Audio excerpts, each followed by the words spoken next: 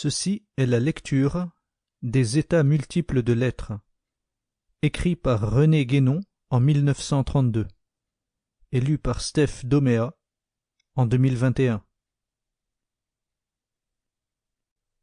René Guénon, les états multiples de l'être. Avant-propos. Dans notre précédente étude sur le symbolisme de la croix, nous avons exposé, d'après les données fournies par les différentes doctrines traditionnelles, une représentation géométrique de l'être qui est entièrement basée sur la théorie métaphysique des états multiples.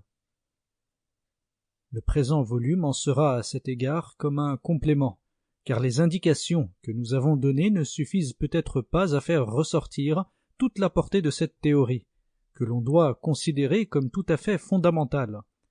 Nous avons dû, en effet, nous borner alors à ce qui se rapportait le plus directement au but nettement défini que nous nous proposions.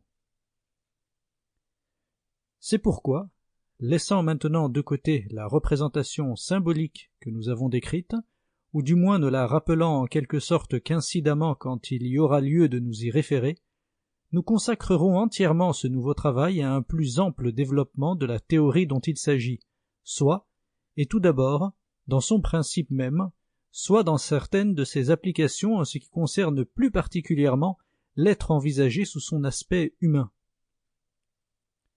En ce qui concerne ce dernier point, il n'est peut-être pas inutile de rappeler dès maintenant que le fait de nous arrêter aux considérations de cet ordre n'implique nullement que l'état humain occupe un rang privilégié dans l'ensemble de l'existence universelle, ou qu'il soit métaphysiquement distingué par rapport aux autres états par la possession d'une prérogative quelconque.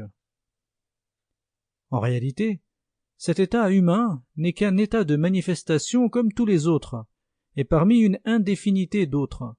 Il se situe, dans la hiérarchie des degrés de l'existence, à la place qui lui est assignée par sa nature même, c'est-à-dire par le caractère limitatif des conditions qui le définissent, et cette place ne lui confère ni supériorité, ni infériorité absolue.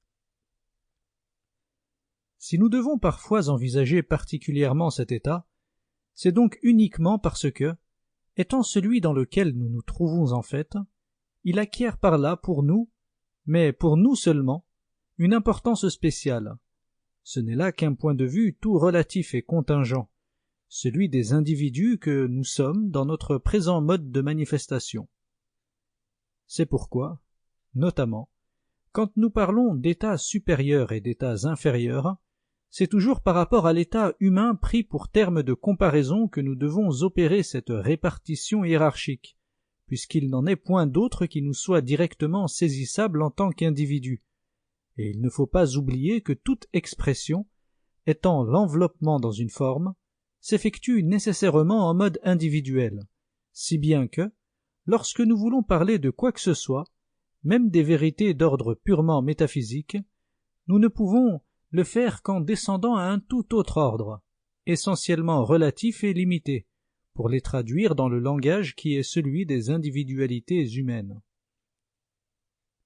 On comprendra sans peine toutes les précautions et les réserves qu'impose l'inévitable imperfection de ce langage, si manifestement inadéquat à ce qu'il doit exprimer en pareil cas.